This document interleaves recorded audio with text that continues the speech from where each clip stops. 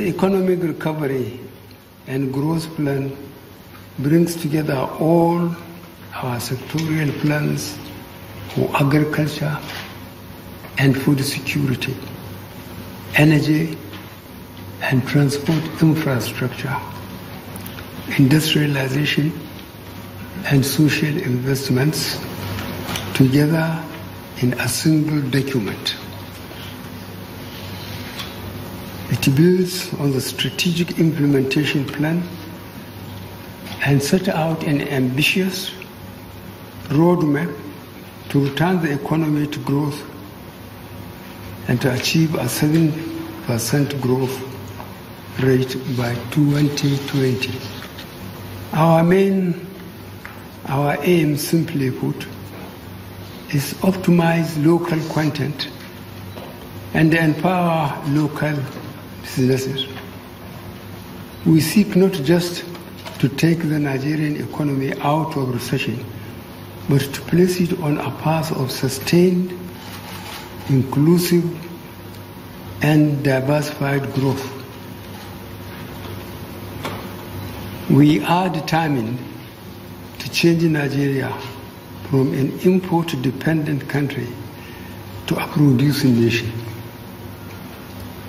We must become a nation where we grow what we eat and consume what we produce.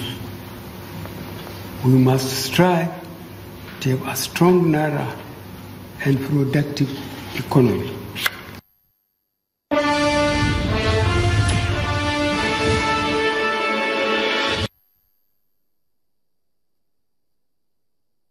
Many thanks for staying with us, everyone. Today, ray of hope for some people, more questions about what the APC government promised when they were campaigning for vote in 2015. Now the party has brought to, the government of the day has brought to the fore the economic and recovery growth plan, which they say is from now till 2020 for several years. And they say the plan is to get the economy, recover the economy from recession and also grow the economy. But the major question is, for an average Nigerian, what are the things to look out for? For those who saw the campaigns, one of the things the APC promised is 10% of GDP growth annually, the issue of 40,000 megawatt of power delivery to Nigerians. All these included. My guest, Mr. Tunde Lawal, Director of Macro Analysis at the Ministry of Budget and National Planning in our Abuja studio, and Policy and Economic Analyst, Mr. Joe Femi in Lagos. Before I go to Mr. Lawal, all of these plans, we've seen several plans from several governments. Government comes, government grows. The fear is that what happens to this blueprint? For example, if the APC loses power in 2019. Yes, it's the same thing. You wouldn't say this is the first time we're having this plan, this sort of plan. So if it happens that way, and then the next government coming in may say, listen, I don't have anything to do with that, and I have to set off my own plan. That is what we are. That is inconsistency in most of these things. And unless we begin to be a disciplined nation, that we have to say, listen, this plan is good, let's go ahead with it. We can't just come in every time we see a plan and throw it away and set up a new plan. There should be something good in this thing that we can use. So invariably, this looks good to you. Well, it looks good. Is it realistic? Yeah, the realistic aspect of it depends on the people to power it. To implement it? Yes, the implementation, the monitoring aspect of it. This is where we always lack. There's something wrong somewhere along the line. In most of the plans we have in Nigeria, you see, we have a good plan, fine. We have brilliant men and women in this country who can sit down and do all this theory. But then when it comes into the practicability of some of these things, then you begin to say, oh no, we didn't know. Again, we need some sort of political stability to make this kind of economy plan work. Yeah, sure, no doubt about that. If there's no political stability, you can't. And that is why foreign investors or those people, even World Bank, IMF and AFDB, they'll be looking at the practicability. Who are the people? Are we going to sit back now and begin to set up another 10 committees? Committee for this, committee for that, and then after a while you have about 10 committees and nothing is happening. So the pragmatic aspect of it, bringing this thing to reality, that is what people want to know. And there must be transparency as well. What comes out to you majorly from this document released today that you think was brilliant? I mean, this is greatly out of the box. I think if you look at it, they're trying to address all the issues that Nigerians are expecting the government to, come about and say, we want to tackle this issue. You want to say rice? Okay, 2017, you're not going to import rice again. Perhaps we are going to have enough rice in Nigeria so that we don't need to import. Fantastic. So don't forget, some few months ago, you have lake rice in Lagos, but I've not seen lake rice everywhere. So, maybe there's a plan for that. So a lot of all this is just to, there's sort of a kind of political undertone somehow, which is not bad anyway. But people are saying, look, we want this job, we want this GDP growth, we want all this. So this plan is addressing all the issues that the masses, the Nigerians, will want to be included. And I mean, if you're saying that we want to diversify, but does this plan really look like in the next 5 years somehow Nigeria will not be so reliant on oil? Does it look like that? No. I would not. So personally, I don't think this is going to be something we can say within the next 2, 3 years or 5 years. No magic one. No, but we can continue. We can start from somewhere and begin to see how these can manifest into a long-term procedure. And we have to be a little bit patient. That's one thing we have to know. Patient. We have to be a little bit patient. Let's hear from Mr. Lawal on this one. Some of the promises of the APC, a lot of people will be holding the party to it. For example, 10% GDP growth annually, 40,000 megawatts of power. Are these also included in some of these indices that are brought to the fore in this document?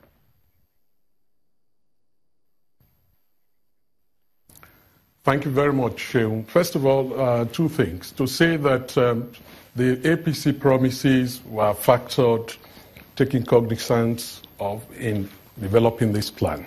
The issue of the GDP, where we were coming from. We're coming from a GDP growth rate of negative 1.51% in 2016, and we expect that by 2020 we'll be hitting a 7% GDP growth rate. Obviously, the issue of the power, like I mentioned, is very key, and it was also factored into this plan. That's why, if you look at this plan, the last speaker talked about the government wanting to address everything. Yes, there are 60 initiatives and intervention areas, but again, the government has also focused on 5 key areas. And these key areas are: 1, stabilizing the macroeconomy. The second one has to do with achievement of agriculture and food security. The third has to do with expanding energy. And here we talk about power and petroleum products. The third one has to do with improving transportation infrastructure. And of course, the last one has to do with driving industrialization. All this with a bid to ensuring that we focus on these areas and to ensure that by the end of the planned period, these initiatives will have been achieved. Mr. Lawal, you mentioned something that... Mr. Lawal, how are we sure if I may quickly button because of our time, even just few seconds, about 30 seconds, if you tell us, how do you hope to monitor implementation? That is key, isn't it? Fine, fantastic.